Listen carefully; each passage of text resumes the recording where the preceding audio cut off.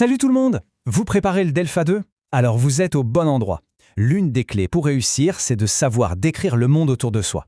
Et justement, dans cette explication, on va voir ensemble tout le vocabulaire essentiel pour y arriver sans stress. Allez, c'est parti!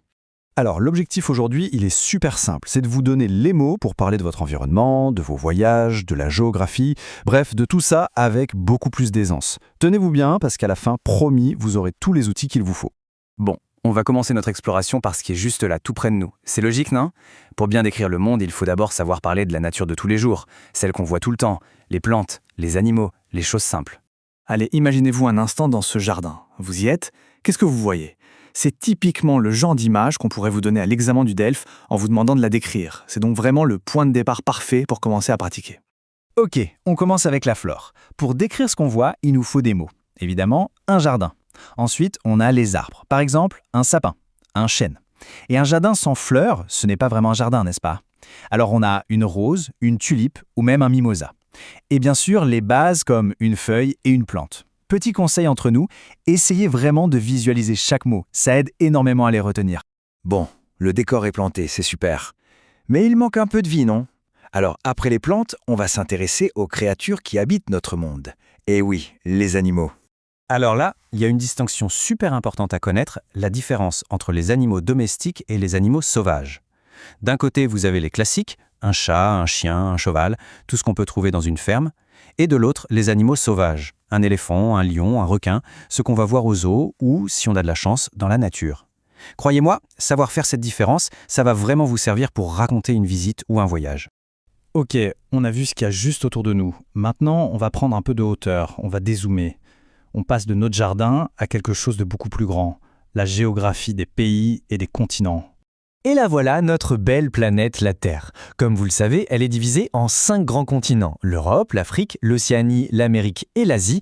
C'est la base, mais c'est essentiel. Avoir ces grands repères en tête, c'est ce qui permet de situer n'importe quel lieu quand on parle d'un voyage. Pour que ce soit un peu plus concret, on va zoomer sur un pays en particulier, la France. Regarder une carte comme ça, c'est vraiment un super moyen d'apprendre du vocabulaire précis. Allez, on va explorer ensemble quelques mots super utiles. Premier mot important, une rivière. Attention, petite astuce pour ne pas se tromper, une rivière, c'est un cours d'eau qui va se jeter dans un fleuve. Elle est plus petite, en quelque sorte. Prenez la Dordogne, par exemple. Et voilà la grosse différence. Un fleuve, lui, il est plus grand et il va se jeter directement dans la mer ou dans l'océan. La Loire, par exemple, c'est un fleuve. Vous voyez, connaître cette petite nuance, ça change tout pour faire une description précise. On continue avec le relief. Une montagne. Bon, la définition est simple, c'est une grande élévation de terrain. Tout le monde connaît les Alpes, par exemple. C'est un mot de base, mais il est absolument essentiel pour décrire un paysage. Maintenant, si un pays a un accès à la mer, on va parler de la côte. C'est tout simple, c'est la partie de la Terre qui est au bord de la mer. Par exemple, en France, on a la fameuse côte atlantique. Et pour finir cette partie géo, un mot super utile pour parler des pays entre eux, une frontière. C'est tout simplement la ligne qui sépare deux pays. Par exemple, la frontière entre la France et la Belgique.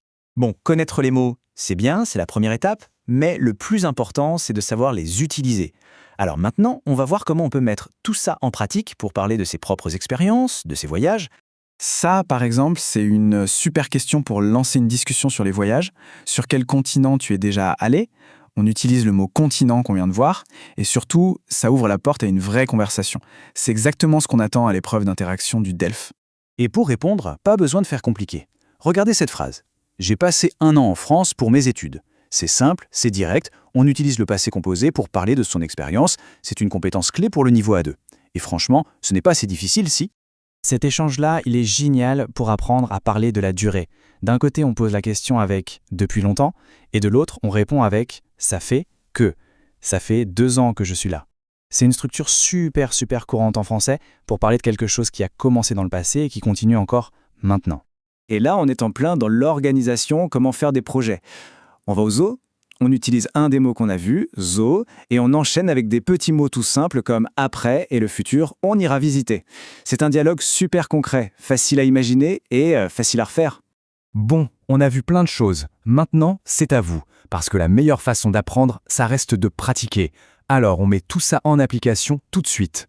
Allez, un petit défi qui ressemble beaucoup à ce qu'on peut vous demander au Delpha 2. Essayez de choisir 3 mots qu'on a vus aujourd'hui. Ça peut être rivière, parc, arbre, peu importe, et utilisez-les pour décrire votre ville en 1 ou 2 phrases. C'est un super exercice, vraiment. Et pour finir, une dernière question pour la route. Avec tous ces nouveaux mots en poche, quel est le tout premier endroit, que ce soit un lieu réel ou imaginaire, que vous avez envie de décrire en français?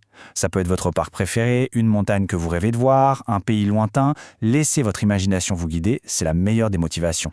En tout cas, je vous souhaite bonne chance pour le Delpha 2.